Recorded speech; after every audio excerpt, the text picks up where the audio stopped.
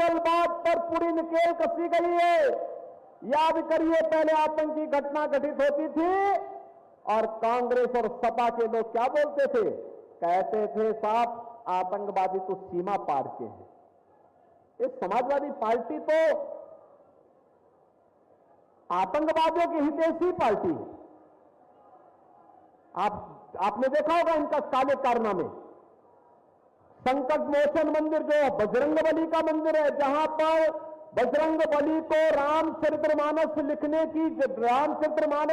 की प्रेरणा तुलसीदास जी महाराज को जिस स्थान पर बजरंगबली ने उपस्थित होकर के किया था, वो संकट मोचन पर आतंकी हमला काशी में होता है, तब प्रदेश में समाजवादी पार्टी की सरकार थी और केंद्र में कांग्रेस की सरकार थी। बहनों और भाइयों, जब अयोध्या में राम जन्मभूमि पर आतंकी हमला हुआ था, तब भी प्रदेश में समाजवादी पार्टी की सरकार थी, केंद्र में कांग्रेस की सरकार थी। ये दोनों, केंद्र और प्रदेश में, इन दोनों का जब गठजोड़ होता है तो अनर्थ जरूर होता है। अराजकता के कारण है ये, असुरक्षा के कारण है, अविश्वास के कारण है। और बहनों और भाइयों, याद करना, प्रतापगढ़ की धरती सभी बीमारी का एक ही अचूक रामबाण है, यहां तो आंवला, प्रतापगढ़ का आंवला। आप जब चलते हैं, जहां से आंवला शुरू होता है, समझ लो प्रतापगढ़ आ गया। और इसीलिए तो आंवले का ही प्रभाव है, आंवले का ही प्रभाव है। जब दुनिया के अंदर हम कहीं जाते हैं तो लोग यही कहते हैं, 100 पढ़ा लिखा एक प्रतापगढ़ा, यानी 100 पढ़े लिखे लोगों पर आप भारी हो जाते हैं, क्योंकि आंवला आपकी पहचान बन गई है। आपने इसकी ऐसी ब्रांडिंग की कि दुनिया में छा गया प्रतापगढ़। बहनों और भाइयों, ऐसे ही मोदी जी ने भारत को दुनिया के अंदर छाने की व्यवस्था करवा दी। हर क्षेत्र में भारत में विकास, आतंकवाद समाप्त, नक्सलवाद समाप्त, सीमाएं सुरक्षित हुई है।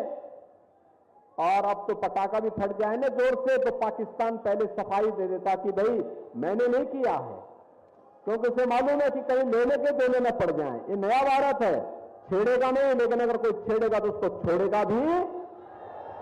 और इसीलिए आज देख रहे होंगे, हाईवे बन रहे हैं, एक्सप्रेसवे बन रहे हैं, बाईपास बन रहा है, प्रतापगढ़ में मेडिकल कॉलेज भी बन गया है। प्रतापगढ़ मेडिकल कॉलेज का नाम बोधिसत्व सोनेलाल पटेल जी के नाम पर हमारी सरकार ने रखा है। बहनों और भाइयों, आज एक नई पहचान बन रही है प्रतापगढ़ की, विकास के साथ, तेजी के साथ जुड़ता हुआ। 1 डिस्ट्रिक्ट 1 मेडिकल कॉलेज हो, कहीं IIT, कहीं IIM, कहीं IIIT, कहीं NIT, कहीं वर्ल्ड क्लास यूनिवर्सिटी बन रही है। हर घर नल योजना और नल से जल भी आज आपके घरों पर पहुंचने की व्यवस्था पुख्ता कर दी गई है। आप याद करिए, ये समाजवादी पार्टी के सरकार के समय गरीब भूख से मरता था, गरीब उपचार के अभाव में दम तोड़ता था, किसान आत्महत्या करता था, नौजवान पलायन करता था, बेटी और व्यापारी सुरक्षित नहीं थी। और आज तो 80 करोड़ लोग देश के अंदर फ्री में राशन की सुविधा का लाभ प्राप्त कर रहे हैं। 60 करोड़ लोगों को 5 लाख रुपए का आयुष्मान कार्ड दिया जा चुका है। और मोदी जी ने घोषणा की है कि 70 वर्ष से ऊपर के हर व्यक्ति को हर वर्ष 5 लाख रुपए की सुरक्षा, स्वास्थ्य बीमा का कवर देंगे। 5 लाख का उपचार कहीं भी जाके करा सकता है। 12 करोड़ किसानों को किसान सम्मान निधि, 12 करोड़ घरों में शौचालय का निर्माण, 10 करोड़ घरों में उज्ज्वला योजना का सिलेंडर, 10 करोड़ मिल चुका है। बाकी कोई बचा होगा, चुनाव के बाद उनको भी फ्री में कनेक्शन मिलेगा। और हमने तो व्यवस्था की है, होली और दीपावली में एक भरा हुआ सिलेंडर उन परिवारों को उपलब्ध करवाते हैं। बहनों और भाइयों, ये मोती सिंह जी यहीं पे हैं, डॉक्टर महेंद्र सिंह जी नहीं दिखाई दे रहे हैं। लेकिन जब ये लोग ग्रामीण विकास मंत्री थे और मोदी जी प्रधानमंत्री के रूप में आशीर्वाद देते हुए प्रदेश में 56 लाख गरीबों के मकान बनाए गए, 56 लाख गरीबों के, और देश के अंदर 4 करोड़ गरीबों के मकान बने हैं। और मोदी जी ने कहा जितने बाकी बचे होंगे उनके भी मकान बनेंगे, अगले 5 वर्ष के अंदर सभी को मकान दे देंगे। ये कार्य आखिर सपा क्यों नहीं करा पाई, बसपा क्यों नहीं करा पाई, कोई अन्य दल क्यों नहीं करा पाए? कारण है इनका विकास का कोई एजेंडा नहीं। हमने विकास भी कराया है, सुरक्षा भी दी है, सम्मान भी बढ़ाया है, गरीबों का कल्याण भी किया है, बड़ी बड़ी योजनाओं को आपके यहां तक पहुंचाने का काम भी किया है। और बहनों और भाइयों, वह काम भी किया है जो लोक को भी सुधारेगा और परलोक को भी सुधारेगा। वह काम है अयोध्या में रामलला का भव्य मंदिर का निर्माण। आप मुझे बताओ, रामपुर खास के कितने लोग, प्रतापगढ़ के कितने लोग अयोध्या में दर्शन करके आ गए? काफी लोग करके आ गए। अब आप जाइए, दर्शन चुनाव के बाद जरूर दर्शन करने के लिए जाएंगे। आप जाएंगे ना, अयोध्या को पहचान नहीं पाएंगे। एक नई अयोध्या बना दी, अयोध्या, नया अयोध्या, क्योंकि राम हमारी आस्था है, राम के बगैर हमारा काम नहीं। और इसीलिए दुनिया कह रही है जो राम को लाए हैं, हम जो राम को लाए हैं, भाई हम तो राम भक्त हैं। मुझे लगता है आप में भी सभी लोग राम भक्त होंगे। क्यों राम भक्त हो? क्या कितने लोग राम भक्त हैं? दोस्तों मुझे बताओ, हाथ नीचे करो, कितने लोग रावण भक्त हैं? रावण भक्त तो कोई नहीं होगा ना, क्योंकि राम भक्त जहां कहीं भी रहेगा सुख और शांति से रहेगा। वह देश के बारे में सोचेगा, लोक के बारे में सोचेगा, गरीब के बारे में सोचेगा, विकास के बारे में सोचेगा।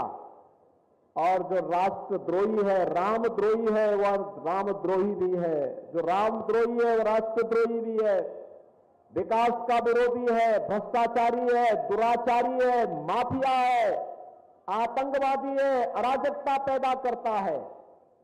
इन सब के डीएनए एक जैसे हैं, डीएनए की जो थ्योरी, एक जैसे लोग एक साथ मिलकर के फिर अराजकता फैलाते हैं। पहले ये लोग दंगा करते थे यूपी में, देखते थे ना, कोई ताड़का की तरह, कोई मारीच और सुबाहु की तरह। होली आया दंगा, दीपावली आया दंगा, होली आया, कोई जन्माष्टमी दंगा, शिवरात्रि दंगा। आपने आशीर्वाद दिया, मोदी जी ने नेतृत्व दिया, उनके आशीर्वाद से भाजपा की सरकार प्रदेश में बनी। और आज सभी दंगाई राम नाम सत्य है की यात्रा में चले गए, समाप्त। 7 वर्ष से दंगा नहीं हुआ, गुंडागिर्दी समाप्त, अराजकता समाप्त। हम लोग इसीलिए आए हैं कि बेटी भी हमारी सुरक्षित हो, व्यापारी भी सुरक्षित हो, अन्नदाता किसान खुशहाल हो, नौजवान के हाथ को रोजगार हो। प्रतापगढ़ को विकास की इन्हीं कार्यक्रमों के साथ जोड़ना है और इसीलिए हम लोग आज आपके बीच आए हैं। हम लोग इसी कार्य को लेकर के आपके बीच में आए हैं। और मैं तो कहता हूं, हमारे विधायक है राजेंद्र मौर्य, ये जो वहां पे रसगुल्ला बनाते हैं, रसमलाई, क्या रसमलाई है, कितने लोगों ने खाई है इनके यहाँ के रसमलाई? ओ पूरा प्रतापगढ़ी खाया है भाई। फ्री में खिलाए हैं या पैसा लेके? अब तो अब पैसा चूंकि जो खरीदते होंगे तो पैसा तो लेंगे, लेकिन सही माल देते हैं ना। क्या स्वाद है, 5 स्टार होटल फेल है इनके रसमलाई के सामने।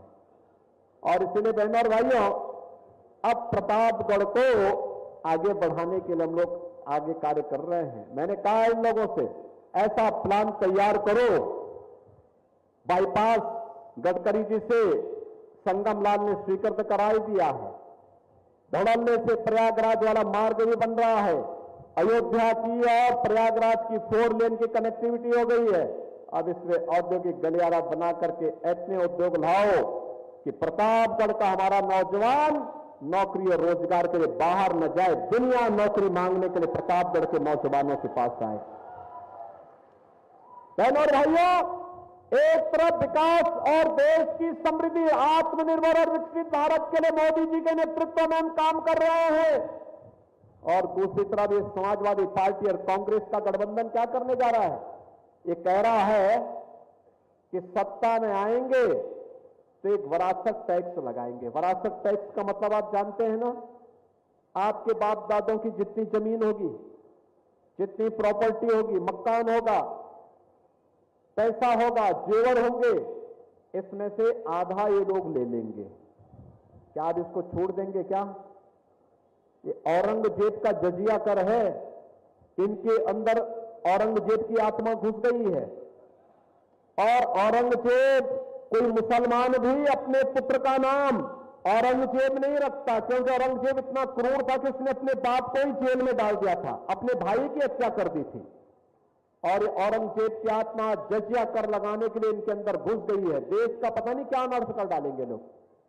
क्या आप जजिया कर लगाने देंगे समाजवादी पार्टी और कांग्रेस गठबंधन को? क्या ये छोड़ देंगे क्या? अरे पैसा आपके बाप दादों की कमाई, उनकी खून पसीना उनका, और उसमें जबरदस्ती डकैती डालने की छूट इनको दी जाएगी क्या? भारतीय जनता पार्टी यही कहती है कि हमारे नागरिकों का अधिकार उनके पास सुरक्षित रहना चाहिए। इनका हक आप जबरदस्ती मुसलमानों को नहीं बांट सकते हो, किसी और को नहीं बांट सकते हो, ये कतई ये छूट नहीं दी जा सकती। और दूसरा बहनों और भाइयों, इनके द्वारा अनुसूचित जाति, जनजाति और पिछड़ी जाति के आरक्षण पर सेंध लगाने का प्रयास हो रहा है। ये सेंध किस रूप में लगाने जा रहे हैं? कांग्रेस की कर्नाटक की राज्य सरकार ने अभी पिछड़ी जाति को मिलने वाले आरक्षण में एक हिस्सा काट करके मुसलमानों को दे दिया है। ये बाबा साहब भीमराव अंबेडकर का अपमान है। उन्होंने कहा था धार्मिक आधार पर आरक्षण नहीं हो सकता, लेकिन कांग्रेस के लोग फिर वही पाप कर रहे हैं जिसके कारण देश का विभाजन हुआ था। ये समाजवादी पार्टी के लोग उनके शागिर्द हैं। ये तो कांग्रेस की बारात में ढोल बजाने वाले लोग हैं। इनका कोई ठिकाना नहीं, कब पलट जाए, कहां पर किसका अपहरण कर दे, किसके साथ क्या घटना कर ले। और ऐसे ही ये लोगों ने जब मिलकर के सरकार चला रहे थे तब भी यही पाप ये लोग कर रहे थे। बहनों और भाइयों, आपको सतर्क करने के लिए आ रहे हैं। ये झूठ बोलेंगे, गुमराह करेंगे, जाति के नाम पे बांटेंगे, लेकिन बचना नहीं है। जो देश के अंदर बेहतर माहौल है, प्रदेश के अंदर विकास का माहौल है, सुरक्षा का माहौल है, इसको बनाए रखने के लिए फिर से भाजपा आवश्यक है। मानते हैं ना? और मैं तो आपसे कहूंगा, समाजवादी पार्टी ने आपको विकास से वंचित किया, उसको वोट के लिए तरसा दीजिए। समाजवादी पार्टी ने आपके यहां के नौजवानों को नौकरी के लिए तरसाया था, आज उसको वोट के लिए तरसा दीजिए। इन्होंने पानी के लिए तरसाया था, वोट के लिए तरसाइए।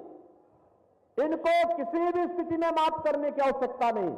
और इसीलिए मैं आया हूं, भारतीय जनता पार्टी ने अपने सांसद को फिर से संगम लाल गुप्ता के रूप में अपना प्रत्याशी बनाकर के फिर से आपके बीच भेजा है। देखो, नाम भी संगम, प्रयागराज का एक संगम है, गंगा, यमुना और सरस्वती का। पूरा दुनिया आती है वहां स्नान करने के लिए, और आपके पास तो सांसद के रूप में ही मोदी जी ने संगम भेज दिया है। वे विकास भी कर सकते हैं, कार्य भी कर सकते हैं, आपकी हक की लड़ाई को भी लड़ सकते हैं। इसलिए संगम लाल गुप्ता को कमल चुनाव चिन्ह पर 25 मई को भारी बहुमत से विजयी बना के भेजेंगे।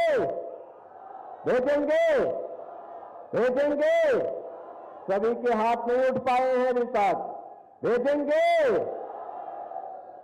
लेकिन इसके लिए 2 काम करने पड़ेंगे। एक, 25 मई को चुनाव होना है, तो 24 मई तक आप प्रचार कर सकते हैं। आज 19 मई है, 20, 21, 22, 23, 24, 5 दिन बाकी हैं। इन 5 दिनों में आप में से हर परिवार, हर व्यक्ति हर दिन 5-5 परिवार के पास जाकर के, यानी आपको एक व्यक्ति को 25 परिवार के पास जाना है इन 5 दिनों में। भाजपा के कमल खिलाने के लिए जाएंगे? देखो मेरे सामने बोल रहे हैं, जाएंगे? और फिर उन 25 परिवारों की सूची बना करके चुनाव के दिन उसको मतदान केंद्र तक ले जाने और दिलाने की व्यवस्था करेंगे? तो मैं आश्वस्त होकर के जाऊं कि संगनलाल गुप्ता भारी